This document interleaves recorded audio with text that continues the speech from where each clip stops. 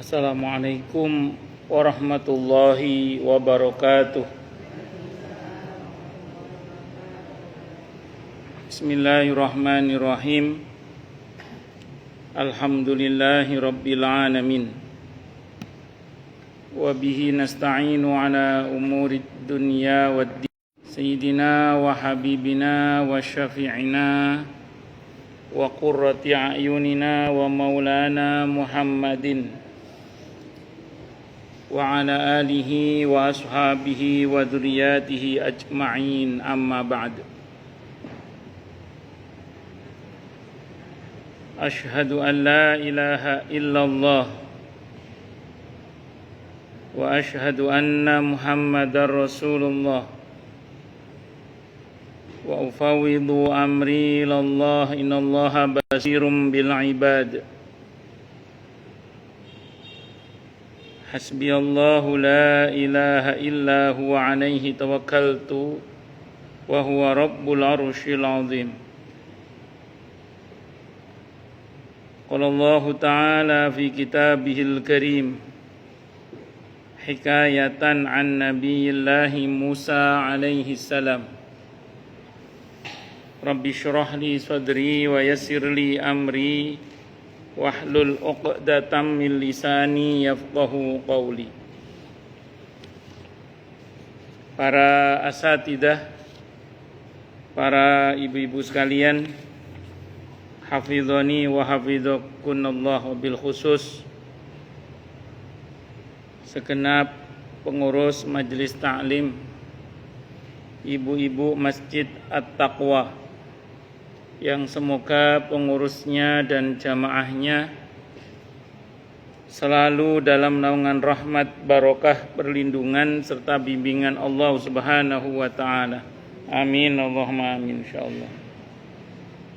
Dan tentu saya doakan semoga kemuliaan ibu-ibu sekalian selalu dijaga dan ditingkatkan terus oleh Allah Subhanahu wa taala sebagai seorang muslimah, sebagai seorang istri, sebagai seorang ibu, dunia hingga surga. Amin Allahumma amin insyaallah. Allahumma inna nas'aluka ilman nafi'a wa rizqan thayyiba wa amalan mutaqabbala wa fatahallahu lana futuhal arifin. Allahumma inna na'udzubika min ilmin la yanfa' wa amalin la yurfa' wa qalbin la yakhsha' wa du'a la yusma'.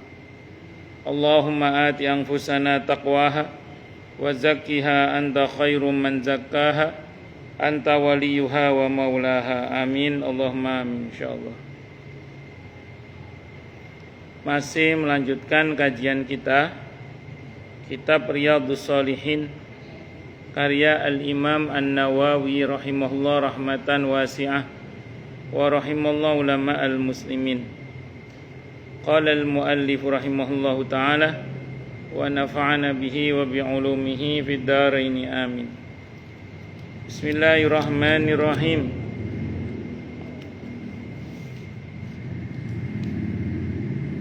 Wa anhu, dan diceritakan dari Abi Hurairah radhiyallahu anhu, anin nabiyyi, dari nabi kita Muhammad sallallahu alaihi wasallam, qala, beliau bersabda,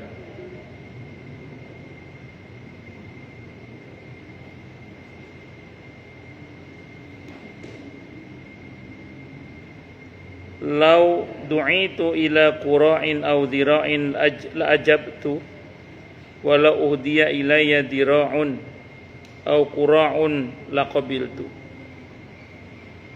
Seandainya aku diundang untuk makan betis atau paha binatang, niscaya aku memenuhinya. Dan andaikan uhdiyah, aku diberi hadiah,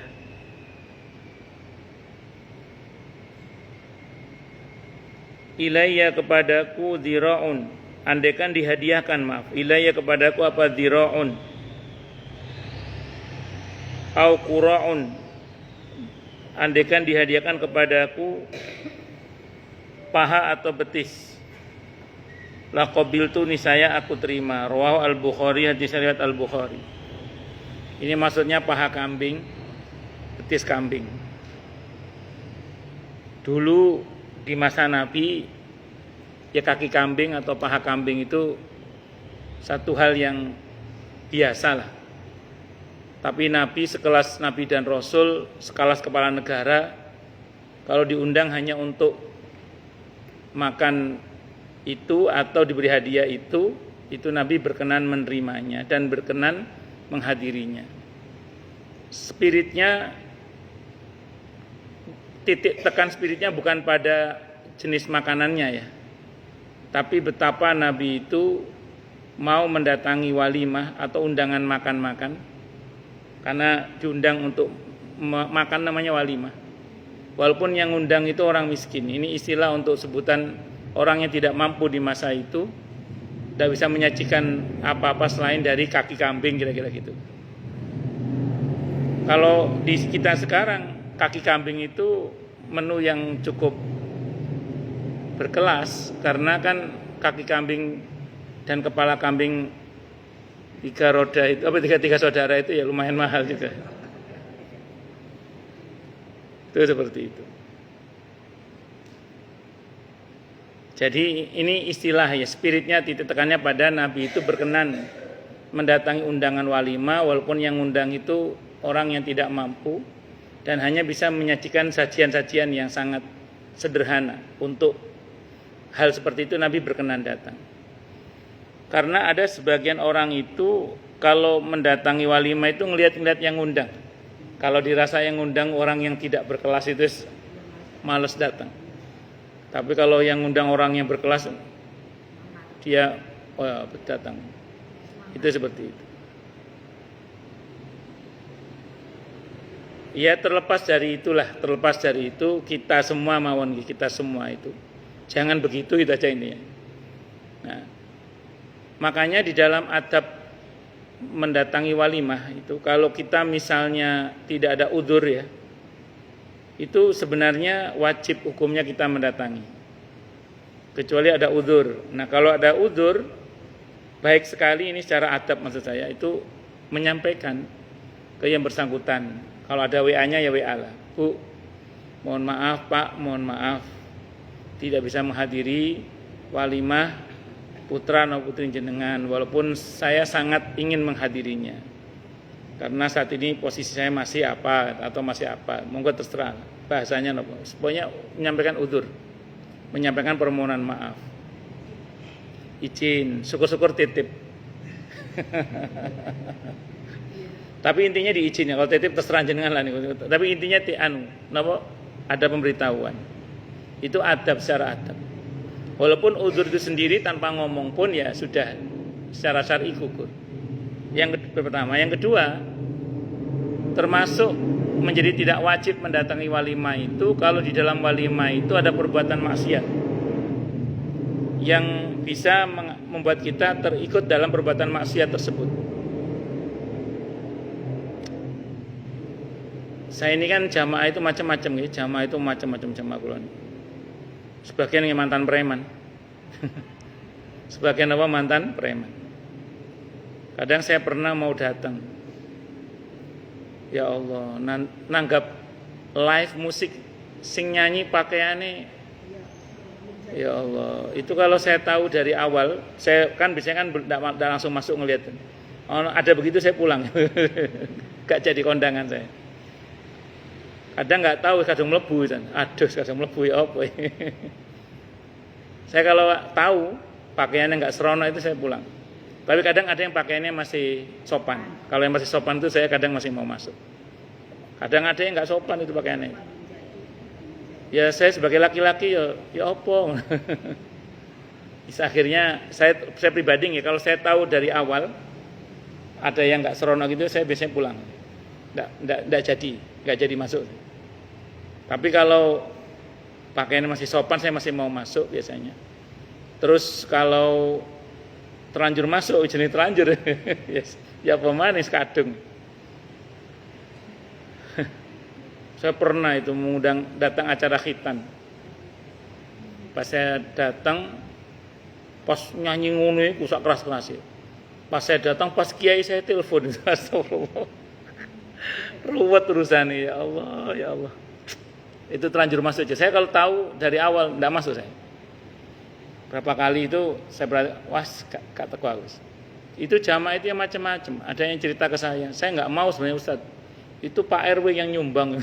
Nyumbang Pak RW jadi saya enggak mau kan dia sudah ngaji kan.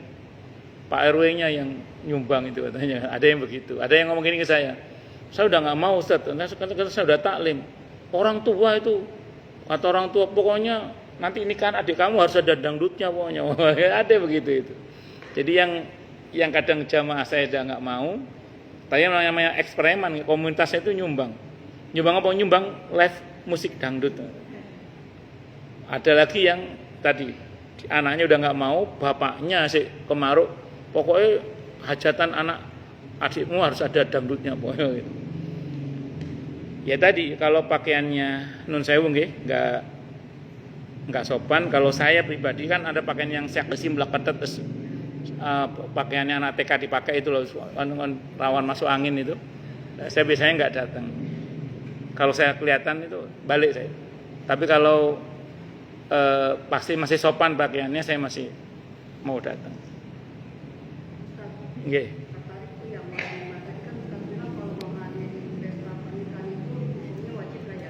Iya, walimah itu wajib. Hukum asalnya, kecuali ada udzur.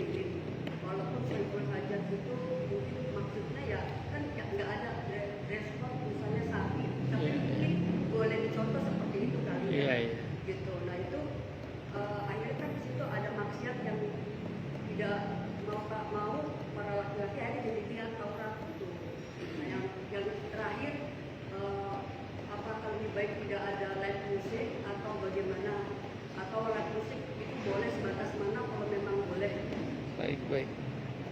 Yang pertama begini Bu, ini rumus, saya bicara rumus dasar dulu ya. Ini rumus dasar. Yang berhak mengundang siapa itu yang sahibul hajat. Jadi kalau misalnya sahibul hajat membatasi undangan karena keterbatasan dana, itu tidak ada masalah.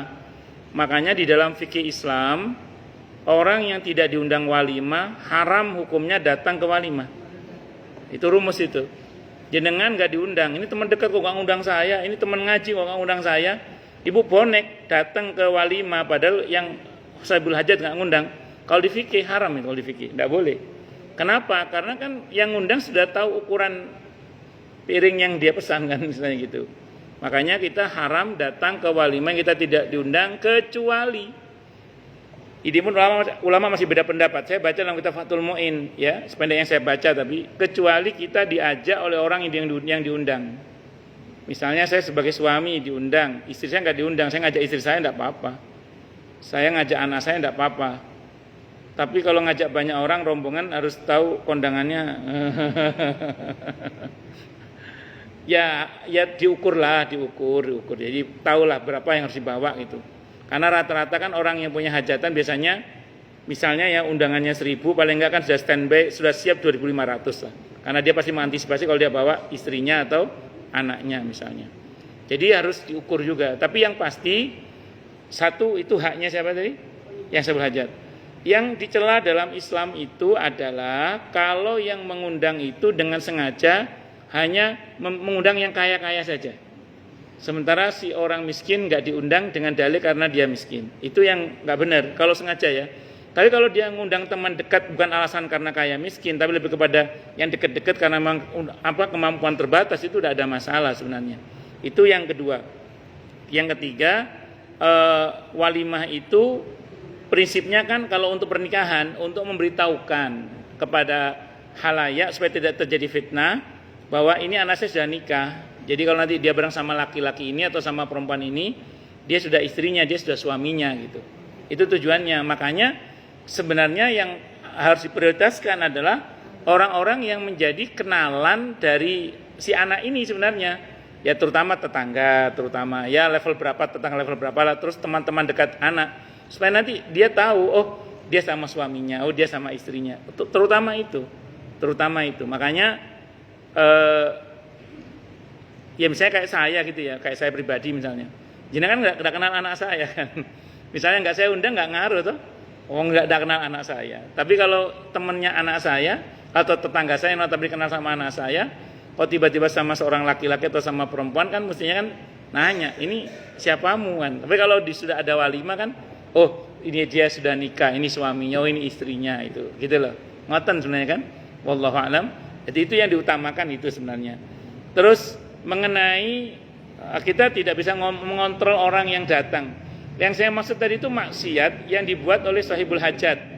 Seperti tadi live musik yang pakaiannya maaf ya nggak sopan. Ya tadi pakaian seksi meleketet dan seterusnya itu.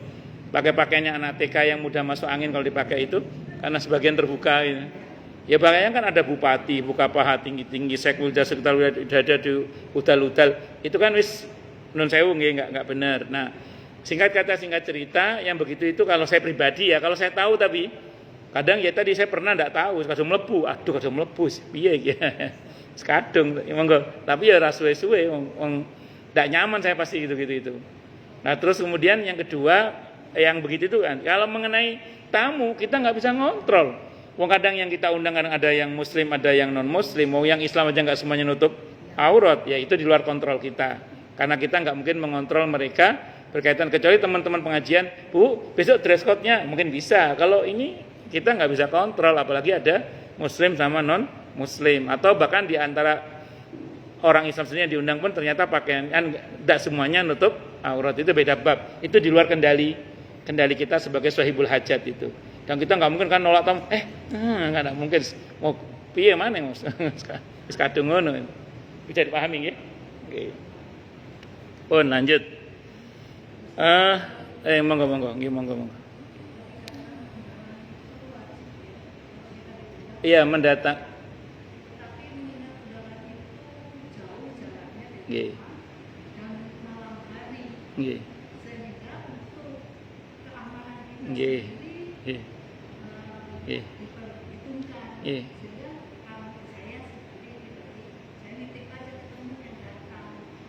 Tidak apa-apa, itu namanya ada udzur. Ada udzur, ibu pas nitip sama temen bilang aja titip salam buat beliau ya. Saya nggak bisa hadir, ini saya nitip. Syukur-syukur bu WA beliau, Mbak Yu, mohon maaf, aku ada udzur nggak bisa datang. Itu termasuk udzur. Udzur itu alasan yang dibenarkan. Nah, jadi ada jarak tertentu bagi sebagian orang itu berat untuk menempuhnya. Terus beresiko juga karena waktunya misalnya, karena tidak semua kita misalnya berkemampuan dengan baik untuk menempuh alamat yang dituju misalnya. Ya tapi kalau jenengan ada kemampuan tentu itu menjadi wajib hukumnya. Tapi kalau tidak ada kemampuan ya itu menjadi udzur. Gak usah jauh-jauh walimah, ini haji ini aja, ini haji ini. Sebentar haji ini kan kalau memang jadi untuk Indonesia kuotanya dikurangi itu bisa waiting listnya bisa 50 tahun lebih. Pukul rata-rata ya. Kenapa? Gak jadi seandainya jadi kan 50 tahun lebih seandainya jadi ya, 50 tahun lebih. Lah itu kalau 50 tahun lebih itu ya kenapa? Ndak iya. Terus gimana? Ya sudah menjadi tidak wajib kita haji karena tidak mampu mengadakan perjalanan ke sana misalnya gitu. Karena alasannya tadi itu tidak mungkin mengadakan perjalanan wong waiting listnya 50 tahun itu kalau jadi dipotong kuotanya. Kalau nggak jadi ya alhamdulillah tetap rata-rata 25 tahun tapi rata-rata. Di Jawa Timur sudah 30 tahun lebih di Jawa Timur itu rata-rata waiting listnya itu. Itu gara-gara dana talangan haji katanya. Pun ngaten nggih Bu nggih, ya boleh secara udzur. Monggo Bu, siapa Ibu?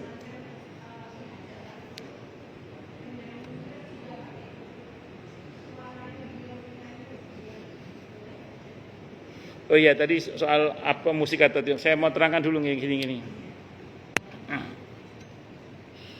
Nabi itu pernah mendatangi walimah.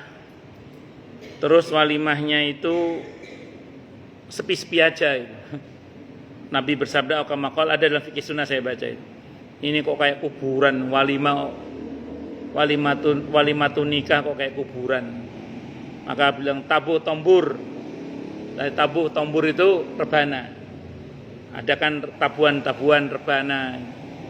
Nah, maka kemudian justru dianjurkan di dalam walimah itu adanya musik. Nah, cuman musik yang dimaksud dalam hadis itu kan tombur. Tombur itu rebana yang aukamakal ya rebana yang nadanya dua, dangdung gitu loh. Nah, jadi kalau di kita sekarang semacam pentabok marawis. Jadi itu sependek yang saya pahami anjurannya di dalam pernikahan. Jadi jenengan kalau mau ngadakan live musik mungkin yang ngundang marawis gitu. Kira-kira gitulah, kira-kira itu. Nah, ini saya mau bicara lebih lanjut lagi, terlepas sebelum saya masuk ke nada tadi ya. Terlepas dari apa hukum musik ya. Jadi saya ingin sampaikan kepada panjenengan bahwa hukum musik secara umum ulama tidak sepakat, baik akan keharamannya maupun kehalalannya. Saya ulang ya, para ulama tidak sepakat tentang musik akan keharamannya maupun kehalalannya, tidak sepakat. Jadi yang menghalalkan dia punya argumentasi, yang mengharamkan juga punya argumentasi. Ini perkara khilafiyah yang mu'tabar, khilafiyah yang masing-masing punya argumentasi hukum. Jadi nggak usah berantem gara-gara ini, silakan dipilih saja. Namun ulama sepakat, ini sepakat, bahwa musik itu menjadi haram kalau mengiringi kemaksiatan. Musik itu haram kalau menggugah nafsu dan syahwat. Misalnya belah duren atau apalah gitu, apa yang cinta semalam atau apa gitu. Nah, itu yang model-model begitu itu karena menggugah syahwat, maka dia bisa menjadi haram. Mengiringi maksiat, apalagi menggugah syahwat, terus melalaikan dari Allah. Adzan berkumandang terus, pokoknya lupa sholat dan macam-macam. Maka hal-hal yang begini ini masuk dalam kategori yang terlarang, yaitu. Nah, adapun mengenai yang nyanyi itu adalah biduati, gitu kan, yang suaranya mendayu-dayu dan mendesah-desah misalnya. Nah, misalnya gitu, maka itu juga terlarang, tidak boleh, karena suara wanita itu bukan aurat, karena aurat itu hadis atau riwayat tentang suara wanita aurat itu kan lemah ya. Namun ada kecaman dari Nabi tentang wanita yang suaranya mendesah-desah dan mendayu-dayu. Makanya wallahu a'lam bishawab, kalau sampai biduatinya sebegitu nadanya, yang kata ibu tadi, mendayu-dayu dan mendesah-desah yang menjadikan pendengarnya itu apa namanya, ya begitulah, ya maka itu tentu itu terlarang juga, itu seperti itu. Wallahu a'lam bishawab. Makanya kalau nyanyi, ibu-ibu misalnya ibu termasuk yang sepakat mau nyanyi gitu ya, usahakan pastikan nada ibu bukan nada yang mendesah-desah dan bukan nada yang mendayu-dayu. Kalau ibu pengen tahu, itu suara gagahnya Umi Kulsum itu loh. Umi Kulsum kan penyanyi yang luar biasa itu.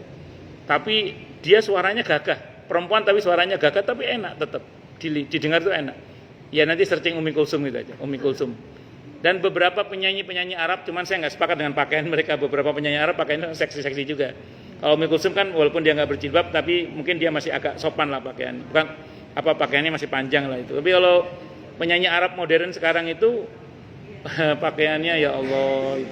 Jadi ada baik kalau kemudian apa namanya suaranya memang digagahkan gitu. Jadi betul-betul memang ini bicara tentang estetika suara, bukan semata-mata memancing nafsu dan syahwat. Tapi ya tadi nyerempet hukum memang ini. Saya tidak bermaksud membenarkan, tapi maksud saya kalau harus memilih itu, ya pilihannya itu suara yang gagah tadi itu. Saya kira ngoten nggih. Wallahu a'lam bishawab. Ibu mau nanya apa? Ibu? Oh enggak usah, iya deh. Dia lagi ngomong. Pun lanjut nggih. Bismillahirrahmanirrahim. Wa an Anasin. Dan ceritakan dari sahabat Anas ibn Malik radhiyallahu an. Qala beliau berkata, kanat ada apa naqatu Rasulillah. Kanat ada apa naqatu ontanya Rasulillah sallallahu alaihi wasallam. al-atba'u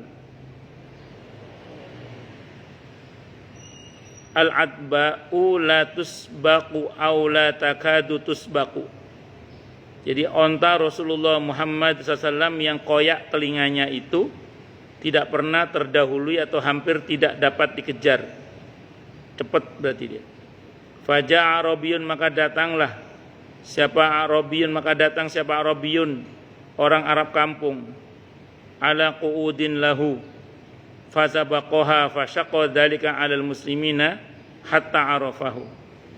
Dan ada seorang Arab kampung yang mengendarai ontanya dan dapat mendahului onta beliau. Maka hal demikian itu cukup menggelisahkan kaum muslimin.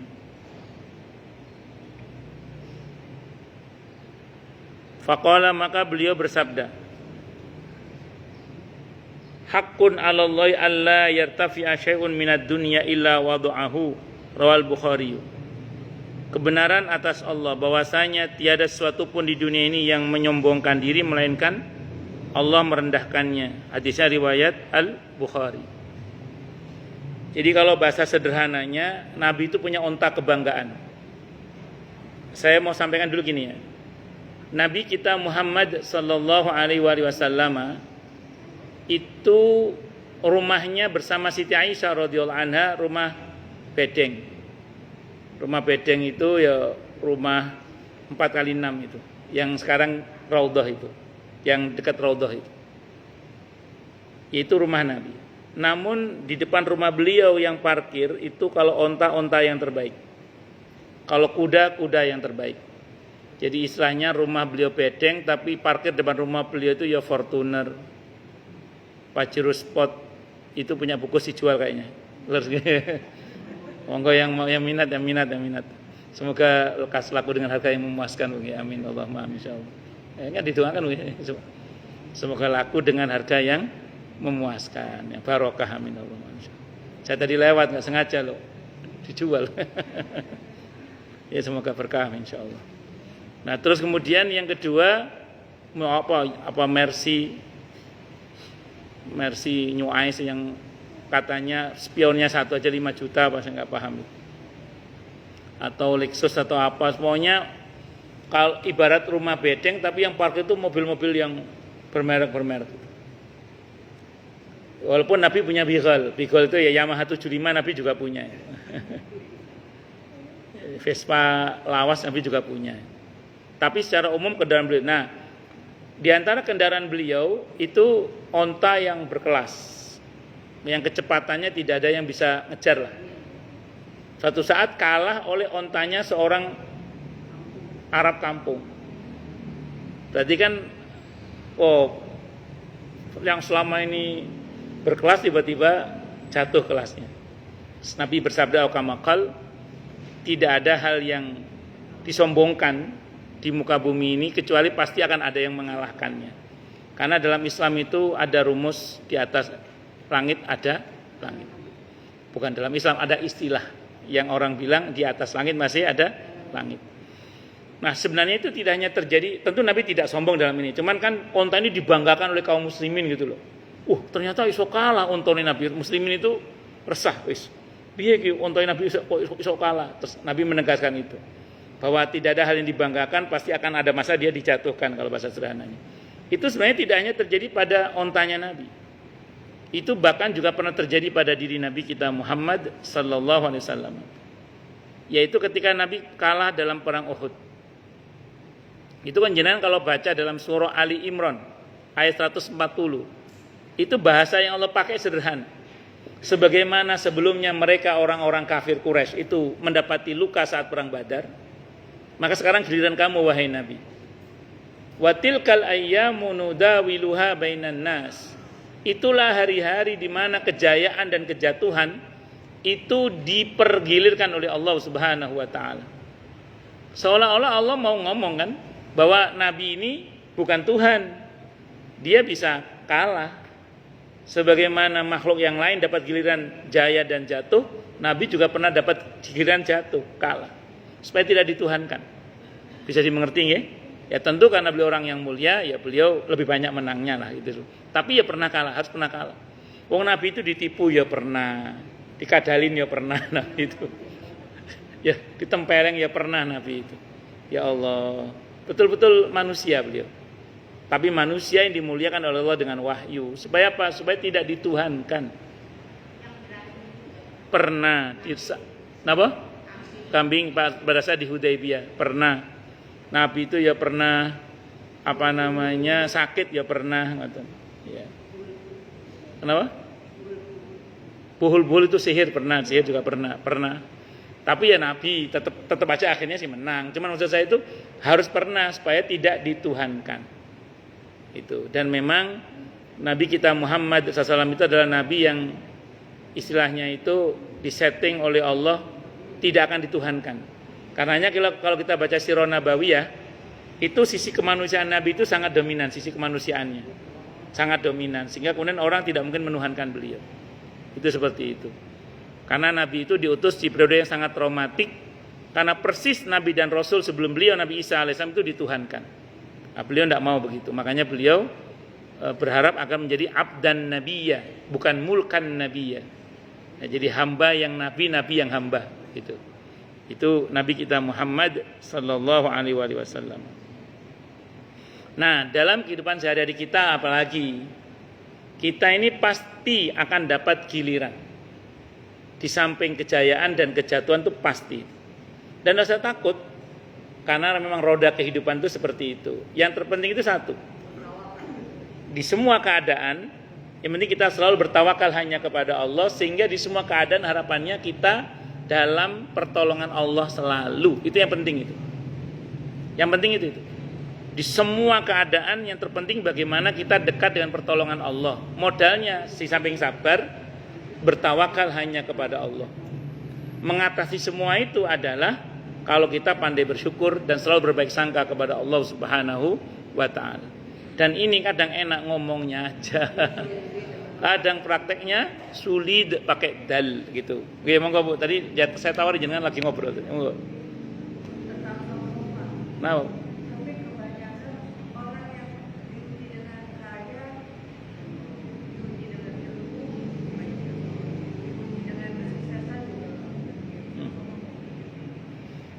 Bagus. Sebenarnya Bu, semua orang itu punya potensi sombong. Makanya kan Nabi mengatakan ailun mustakbir, orang miskin tapi sombong, itu Allah nggak mau menatap dia itu. Orang kaya sombong, si ono pantese. Orang kaya sombong si ono pantese, tapi itu tetap jelek. Lebih jelek lagi orang miskin sombong. Hadisnya Sahih Muslim itu. Umat Nabi itu nyebut orang miskin sombong, berarti kan ada orang miskin tapi sombong. Memang gawane menungso itu ada ono sombongi. Ngoten nggih. Nah, dalam Islam itu tidak akan terjadi ya kalau kita sadar bahwa semua itu anugerah dari Allah. Dia nggak akan berani sombong. Biasanya orang yang sombong itu dia lupa diri. Nah, orang lupa diri itu namanya orang lupa diri. Nah, ya pasti dia akan membesarkan dirinya melebihi dari yang seharusnya. Kalau orang yang sadar diri dia nggak akan begitu. Orang yang sombong itu kan dia lupa berhitung bahwa kejayaan dan kejatuhan itu dipergilirkan, sehingga ada masa di mana mungkin dia akan jatuh. Saya itu pernah diundang seseorang, beliau cerita sama saya di Jati Bening Baru sana. Beliau cerita sama saya ini dulu Ustadz waktu kecil bapak saya meninggal. Itu saya dan keluarga diremehkan. Ketika bapaknya meninggal kan beliau jatuh miskin, beliau diremehkan. Saya datang ke rumah saudara saya sama ibu saya, diusir saya Ustadz, dihina gitu. Sekarang Ustadz yang menghina saya jatuh miskin semua itu. Jadi beliau yang sekarang jadi kaya dengan izin Allah. Itu terjadi. Banyak contoh lah yang model begitu, banyak contoh lah gitu. Allah, makanya jangan sombong. Mereka yang sombong itu kadang lupa bahwa ada masa di mana orang itu mengalami apa? Kejatuhan. Nah, sama orang yang kuat-kuat itu. Apa dia akan kuat terus? Kan tidak, ada masa di mana dia lemah, tua, lemah. Nah, dia zalim sama orang. Nanti kalau yang dizalimi itu datang dengan kekuatannya kan dia ya bingung dewe kan. Istilahnya. Allahu Akbar. Pun, Makanya jangan pernah sombong. Kalau ini pengalaman saya pribadi ya. Ketika kadang muncul sifat tinggi itu tidak jarang Allah pertemukan saya dengan orang yang membuat saya terbelalak. Oh, ternyata ada yang lebih baik. Gitu. Ternyata ada yang lebih baik. Ketika badan mulai kita mulai meninggi itu, kan namanya manusia kan kadang lupa, mulai meninggi. Terus alhamdulillah masih Allah ingatkan dengan munculnya orang-orang yang lebih baik. Makanya kita itu penting kumpul sama orang soleh, orang yang baik, orang yang lebih baik dari kita tentunya. Itu untuk menyadarkan betapa kita ini sebenarnya ya biasa tidak lebih baik. Saya pribadi Bu, menurut saya kalau kumpul sama orang-orang yang kurang berilmu, modal sombongnya ada lah, modal sombongnya kan. Tapi begitu kumpul sama orang-orang yang ilmunya lebih dalam, itu terasa bodohnya. Iya. Makanya penting kita itu punya komunitas-komunitas yang seperti itu supaya kita terus tersadar bahwa kita ini nggak ada apa-apanya sebenarnya. Ngoten nggih. Nah, tapi saya ulang sekali lagi, kita insya Allah nggih tidak akan terjebak pada perbuatan sombong kalau kita menyadari bahwa semua kebaikan yang Allah anugerahkan kepada kita itu sebagai anugerah dari Allah, bukan karena kita tapi karena Allah. Yang ada nanti syukur bukan takabur. Biasanya orang yang sombong itu ngerasanya, "Oh, ini saya ini. Oh, ini saya, semuanya saya." Sehingga menjadi sombong kemudian. Itu seperti itu. Bahkan saya sering kepada para bapak-bapak itu sering pidato gini. Para suami yang Allah anugerahi kemauan dan kemampuan untuk menafkahi istri dengan baik dan benar anak-anak karena punya kemampuan materi yang luar biasa, itu tolong jangan sampai jumawa di hadapan istri yang mungkin nampaknya hanya sebagai ibu rumah tangga yang secara materi tampaknya tidak ada penghasilan lah. Sehingga kemudian ada seorang suami itu kalau sama karyawannya itu begitu baiknya, tapi sama istrinya begitu judesnya. Suatu saat istrinya nanya, "Sama itu kalau yang ke karyawan kok begitu baik?" Ya karena mereka menghasilkan uang untuk saya, katanya. Nah kalau saya, kamu kan cuma menghabisin uang saya, katanya. Ada yang ngomong gitu. Nah, saya ingin ingatkan saja bahwa tidak sedikit, paling tidak yang saya pernah tahu ya, bagaimana kemudian ada sebagian suami itu yang kemudian dibuat oleh Allah rezeki itu ditutup dari jalur suami, Allah buka dari jalur istri. Nah, bayangkan kalau suami itu zalim. Kalau istrinya pemaaf, alhamdulillah. Kalau enggak pemaaf, ruwet urusannya. Saya pernah diundang dalam satu kajian di daerah Jati Bening Estate. Ada tasyakuran menempati ruko baru. Yang beli ruko itu istrinya. Terus ada usaha lah gitu. Beliau cerita kurang lebih gini ceritanya itu. Jadi dulunya suaminya itu pengusaha sukses. Suatu saat qadarullah jatuh bangkrut lah intinya gitu. Ketika suaminya terpuruk itu, istrinya mencoba bangkit. Jualan nasi uduk. Nasi uduk dia bikin gerobak. Saat itu ada 12 gerobak kalau nggak salah. Gerobak nasi uduk. Omsetnya per bulan untuk satu gerobak itu 12 juta. Per gerobak itu, iya omsetnya. Bukan keuntungannya omsetnya. Per gerobak 12 juta rata-rata. Per gerobak, ada 12 gerobak. Setiap bulan itu. Nah singkat cerita, yang nggak tahu jual nasi uduk apa saya nggak paham itu. Karena sudah secara ekonomi punya kemampuan, qadarullah beli ruko itu untuk jualan nasi uduk juga. Saya kapan hari lewat itu kayaknya masih ada itu. Karena sudah sekian 10 tahun yang lalu. Itu saya ngomong 12 juta itu beberapa 10 atau 15 tahun yang lalu mungkin, saya lupa pasnya itu. Jadi singkat cerita bisa beli ruko itu. Itu akhirnya kan rizki itu melalui istrinya, bukan melalui suaminya. Sekarang kebayang nggak kalau suaminya itu jahat sama istrinya? Paham gitu ya? Ya kalau istrinya pemaaf, alhamdulillah, gak akan repot. Alhamdulillah wa qadarullah, rupanya ya insya Allah suaminya baik, insya Allah. Jadi makanya terus ya tidak ada masalah. Saya punya jamaah juga di daerah Pondok Ungu itu. Dia ya sama, tadinya kaya lah itu. Uang pas nikah dengan istrinya itu, istrinya ditawari mau nafkah bulanan apa modal. Istrinya rupanya karena pintar muter duit itu pintar diputer gitu ya. Dia minta modal, akhirnya nafkahnya modal. sama istrinya dibelikan sawah, dia buat toko gitu. Suatu saat, ya biasa sunatullah kan, ada masa di mana kadang usaha suami jatuh. Di saat suami terpuruk, dengan izin Allah yang menyelamatkan ekonomi keluarga itu ya istri. Dengan izin Allah. Artinya apa? Ini kebayang nggak kalau tadinya suaminya zalim, maksud saya gitu. Makanya saya sering bilang ke para suami itu hati-hati, jangan mentang-mentang karena punya full power terus zalim sama istri. Karena keadaan bisa dibalik sewaktu-waktu itu mudah. Dan itu mudah bagi Allah Subhanahu wa taala. Bon. Niku nggih yang harus dipahami karena kehidupan ini disebut dengan istilah roda kehidupan. Pasti ada perubahan naik turun. Nah, kalau ada orang nggak berubah-berubah berarti dia bukan roda tapi as roda. Nggak berubah-ubah. Allah. Pun lanjut.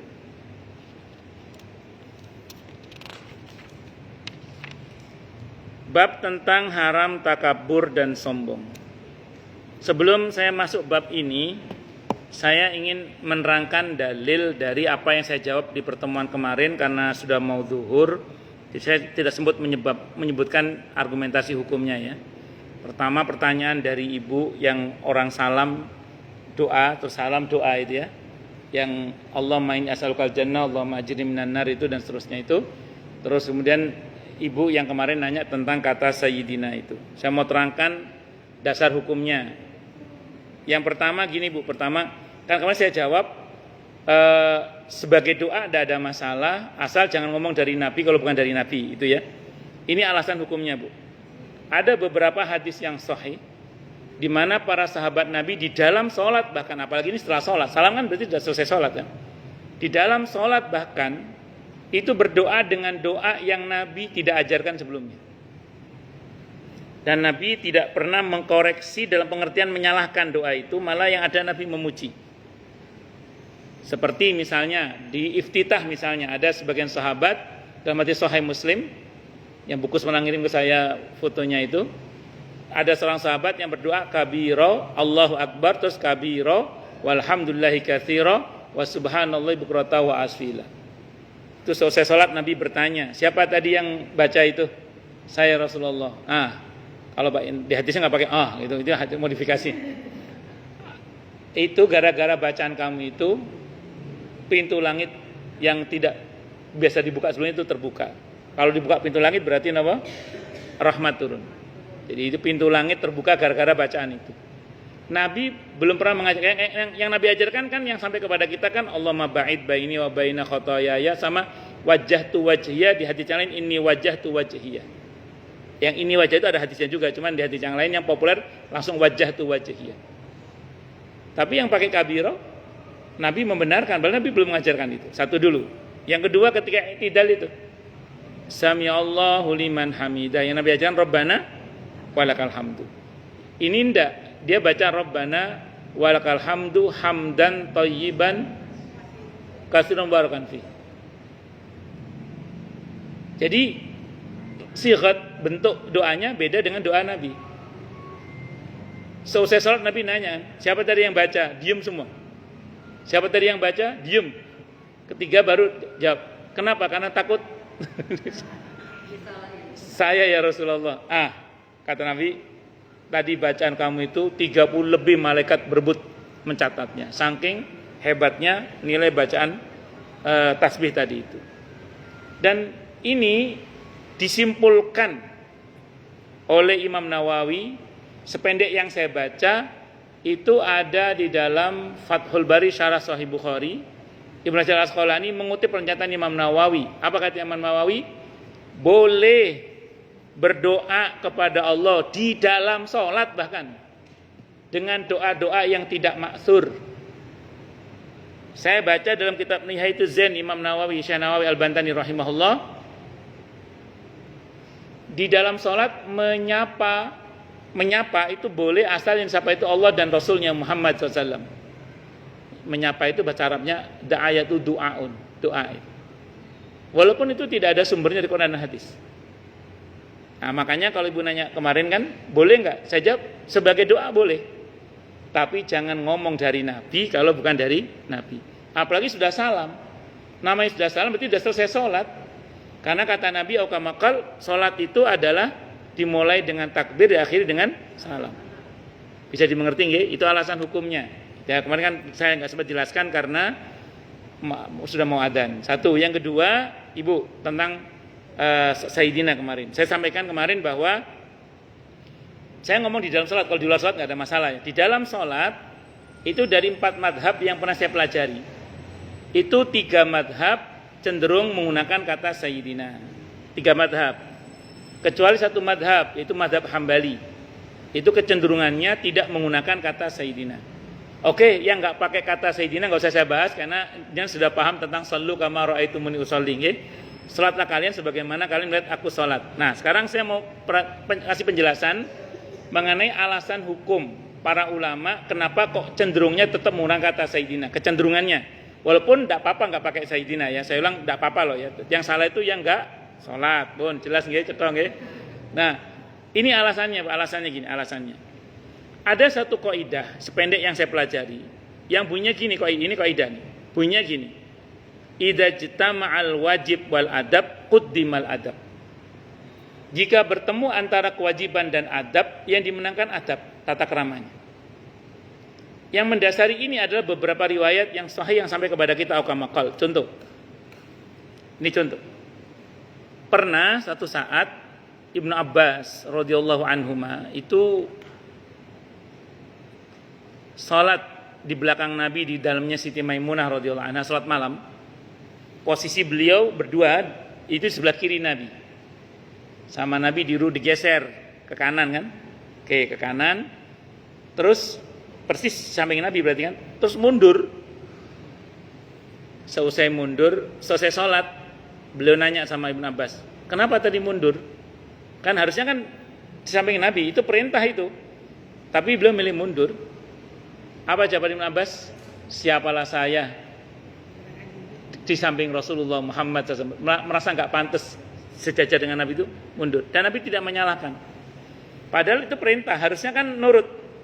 Tapi mundur, menjaga adab. Dan Nabi tidak menyalahkan. Itu namanya idza jatama'al wajib wal adab quddimal adab. Satu dulu. Yang kedua, contoh yang lain yang kedua. Pernah Abu Bakar As-Siddiq radhiyallahu anhu jadi imam ketika Nabi tidak kunjung datang. Jadi yang Nabi sudah memasrahkan kalau saya berhalangan, yang jadi imam Abu Bakar As-Siddiq radhiyallahu anhu. Abu Bakar jadi imam. Di tengah-tengah Abu Bakar jadi imam itu tiba-tiba orang pada tepuk tangan. Pada bertepuk lah karena mau ngasih tahu ada Nabi datang, karena Nabi datang. Abu Bakar karena orang ramai tepuk tangan kan, beliau noleh. Ternyata ada Nabi. Nabi ngasih syarat, terus jangan mundur. Jangan mundur. Suruh jadi imam terus, itu maksudnya. Ternyata Abu Bakar mundur. Akhirnya Nabi maju jadi imam. Akhirnya sampai selesai sholat Nabi baru berpidato.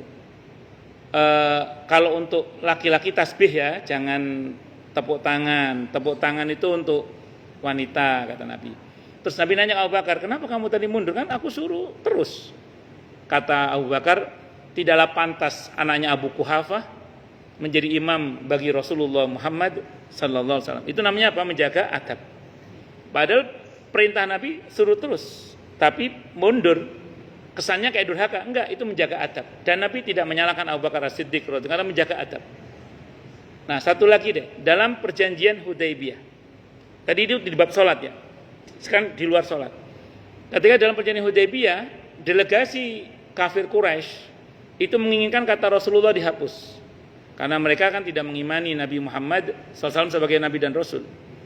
Terus kemudian Nabi suruh Sayyidina Ali untuk menghapus kata Rasulullah. Tidak mau Sayyidina Ali. Kenapa? Karena menghapus kata Rasulullah menyalahi adab.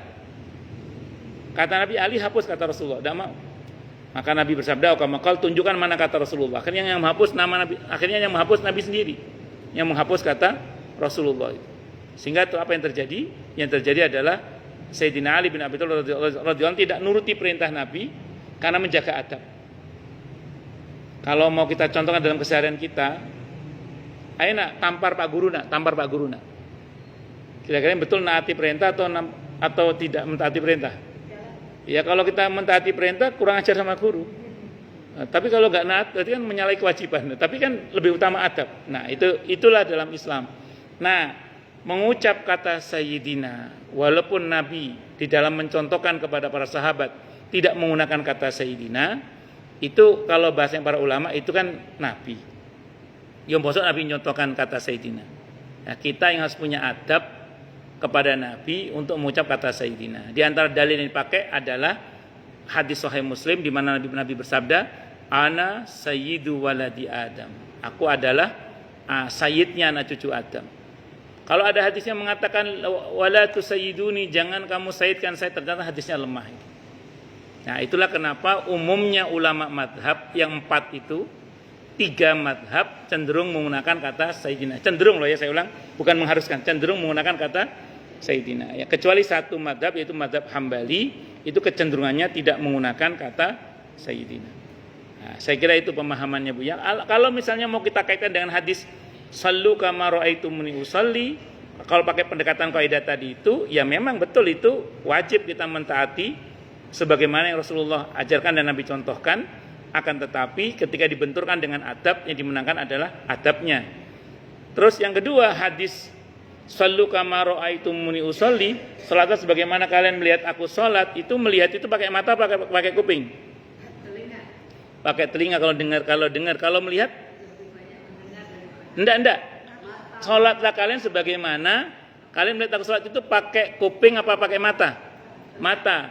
Berarti kalau mata itu bacaan apa perbuatan?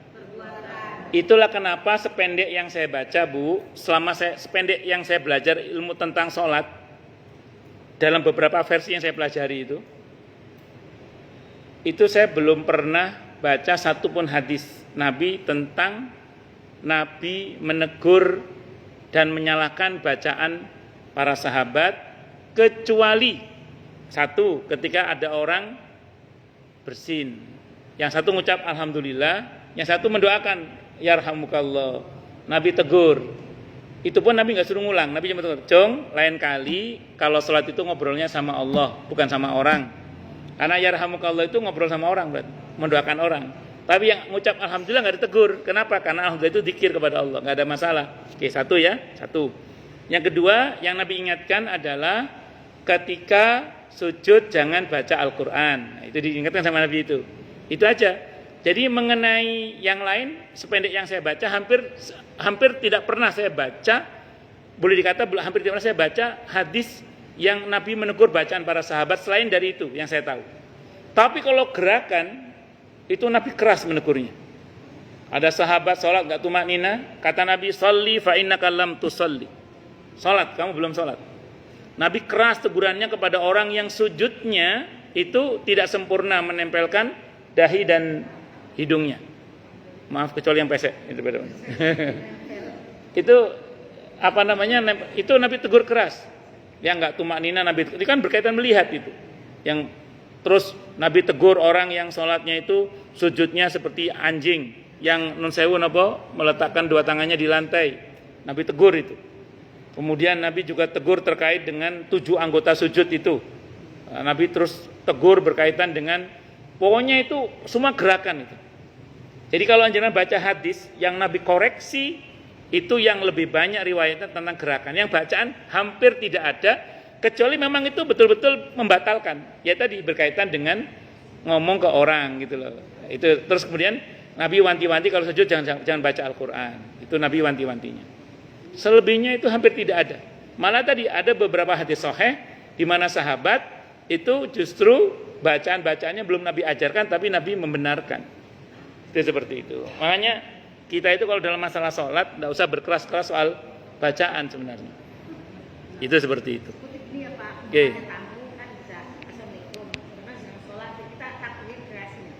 Ya, tapi jangan jawab Waalaikumsalam. Batal itu. Ya. Boleh tidak apa-apa ngasih isyarat ya. Ngasih isyarat kalau ibu sedang sholat. Itu seperti itu. Kalau ibu bersin ngucap alhamdulillah boleh. Boleh, itu enggak, oleh Nabi enggak ditegur. Yang ditegur yang ngucap yarhamukallah. Ya, jadi yang ngucap alhamdulillah boleh, tidak apa-apa. Ya, tidak batal. Di masa Nabi tidak menegur yang ngucap alhamdulillah. Yang Nabi tegur yang ngucap yarhamukallah. Oke, monggo Bu, silakan.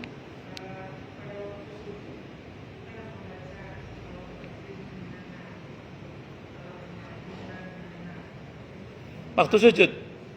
Ya enggak apa-apa kan doa. Boleh, enggak apa-apa. Jadi kalau ibu namanya doa kan boleh aja sebagai doa. Sujud itu kan posisi terdekat antara kita dengan Tuhan kita Allah, dan itu kita bisa sujud mana saja, tidak hanya sujud terakhir ya. Dan kita bisa berdoa sebanyak-banyaknya, tidak ada masalah. Saya kira itu. Wallahu alam bisawab. Walaupun kalau mau tepatnya dibaca terutama selesai sholat subuh 7 kali, selesai sholat maghrib 7 kali. Hanya kalau untuk sholat subuh cukup Allahumma ajirni minan nar. Kalau untuk maghrib Allahumma inni as'alukal jannah, Allahumma ajirni minan nar. Itu seperti itu. Di dalam sholat boleh, tidak ada masalah. Sebagai doa tidak ada masalah. Ngaten nggih? Wallahu a'lam bishawab. Bab tentang haram takabur dan sombong. Saya mau terangkan judulnya dulu aja nih.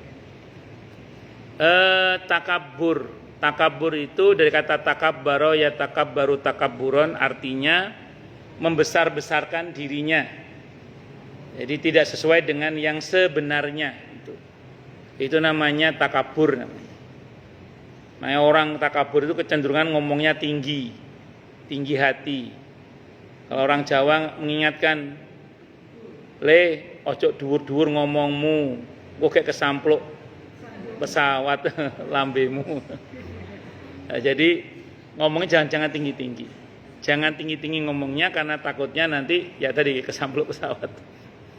Tapi intinya takabur itu merasa diri lebih baik dari yang lain. Puncaknya ini yang paling bahaya, takabur yang puncaknya adalah kalau sampai karenanya dia menolak kebenaran. Kalau bahasanya Nabi, au kama qala innamal kibru batrul haq. Jadi yang namanya sombong itu adalah ini puncaknya menolak kebenaran. Itulah yang terjadi pada Abu Lahab, Abu Jahal, itu yang terjadi kepada Fir'aun, Namrud, Qarun, Haman. Itu menolak kebenaran karena kesombongannya itu. Jadi bermula dari merasa lebih baik dari yang lain. Terus ketika kebenaran itu datang dari orang yang dia sombongi, dia nggak bisa menerima kebenaran itu. Itu yang terjadi pada iblis juga. Jadi menolak kebenaran. Karenanya kemudian sombong itu sebenarnya tidak ada hubungannya dengan simbol-simbol fisik. Sehingga pernah dalam satu riwayat, mungkin jenengan pernah mendengar riwayat ini, tentang seorang sahabat Nabi yang berpakaian branded, serba bermerek lah. Hingga suatu saat kemudian ada seorang sahabat yang berkomentar, dia ini sombong ya Rasulullah, pakaiannya serba mehong. Ya. Mehong itu mahal. Kata Nabi, bukan. Justru Nabi berkomentar, Allahul jamil wa yuhibbul jamal.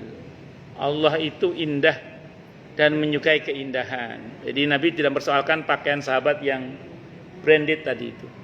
Nabi terus menegaskan, innamal kibru batrul haq. Yang namanya sombong itu adalah menolak kebenaran. Ya, saya kira ini Bu yang bisa saya sampaikan. Semoga bermanfaat. Insyaallah kita bahas nanti di yang ada. Monggo, silakan yang mau tanya, protes, marah boleh. Monggo kalau ada.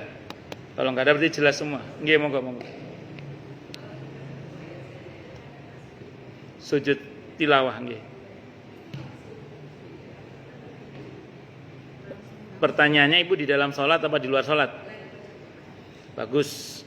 Sebagian para ulama menyatakan bahwa sujud tilawah itu harus seperti di dalam sholat, yaitu maksudnya punya wudu, menghadap ke arah kiblat, menutup aurat juga. Adapun pelaksanaannya tidak harus berdiri dulu, bisa langsung ambil posisi di duduk itu menghadap ke arah kiblat langsung sujud. Walaupun nanti ada pendapat yang mengatakan nggak harus gitu juga. Tapi saya lebih cenderung kepada bahwa sujud tilawah itu sama dengan di dalam sholat, yaitu menghadap ke arah kiblat, menutup aurat dan punya wudu tadi itu, suci dari hadas.